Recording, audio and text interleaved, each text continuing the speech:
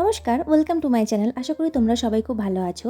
আজকের ভিডিওতে আমি তোমাদের সাথে শেয়ার করব আমার সিল্কি শাইন এবং লম্বা চুলের সিক্রেট।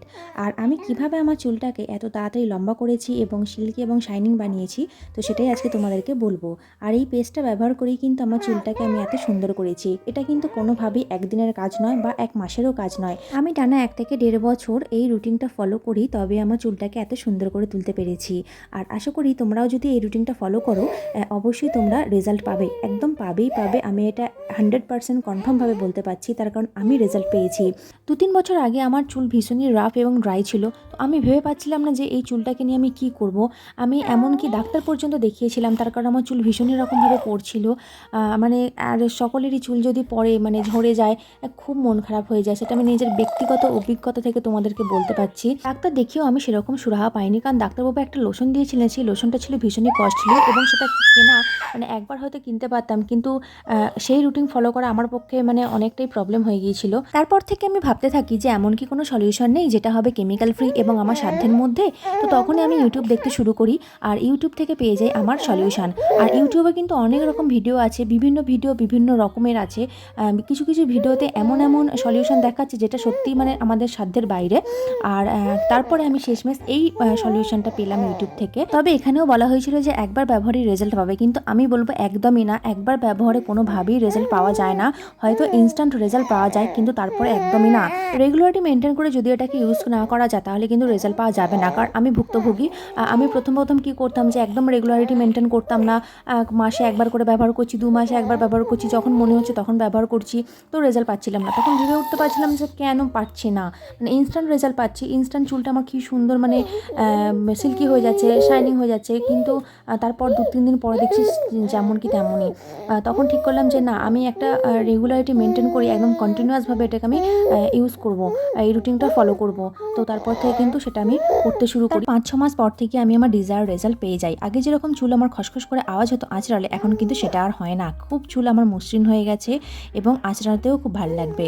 আর এখানে আমি এইভাবে পেস্টটাকে ব্যবহার করে 20 মিনিটের মতো রেখে দেবো। আর এই 20 মিনিটের মধ্যে আমি আমার নিজস্ব যে কাজগুলো থাকে সেগুলো করলে হওয়ার পরে আমার এটাকে আর 20 মিনিট রাখা হয় না। 20 মিনিটের বেশি সময় লেগে যায়, কারণ এখানে নিজের কাজ ওর কাজ করতে করতে অনেকটা সময় পার হয়ে যায়। তো আমি এখানে তোমাদেরকে বলবো অবশ্যই 20 থেকে 30 মিনিট রাখার চেষ্টা করবে, এর বেশি না।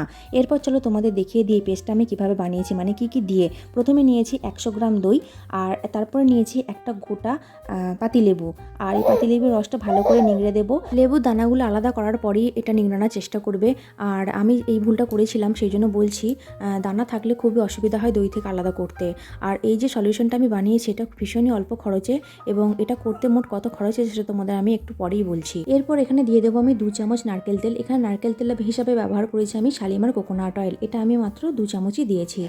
তোমরা চাইলে যে কোনো ব্র্যান্ডের নারকেল তেল ব্যবহার করতে পারো। আর সবশেষে দিচ্ছি একটা ডিম। আমার চুল লম্বা, আমি তাও একটা ডিম ব্যবহার করি।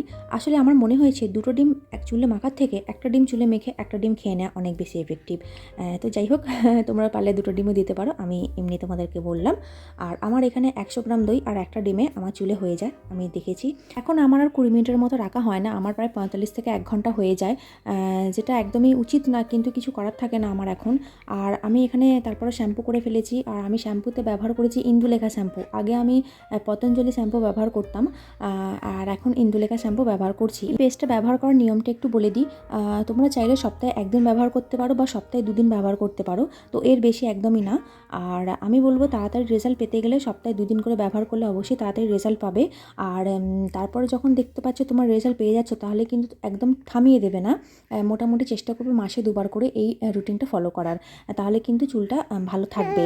আমি নিজে 7-8 মাসের মতো এই রুটিন ফলো না করার জন্য আমার চুলটা ভীষণ রকমভাবে খারাপ হয়ে গিয়েছিলো। তো চুলটাকে নতুনভাবে ফিরিয়ে আনার জন্য আবার এই রুটিন ফলো করতে শুরু করেছি। আশা করি এটা আমি রেগুলারিটি মেনটেন করতে পারবো। এখন তো বুঝতেই পারছো একটু প্রবলেম হয়। তো সকাল থেকে চুল আঁচড়ানোর পরে আমার মাত্র এইটুকুই চুল উঠেছে। আর এখানে আমি কোনো রকম কন্ডিশনার, সিল্কিন শাইন বা কোনো সিরাম ব্যবহার করিনি। হেয়ার কেয়ার রুটিন নিয়ে আরেকটা ভিডিও আসবে, তোমরা সকলের পাশে থেকো। আশা করি এই ভিডিওটা তোমাদের হেল্পফুল হয়েছে। যদি হয়ে থাকে তাহলে একটা লাইক করে দিও। আজকের জন্য টাটা, দেখা হবে পরের ভিডিওতে।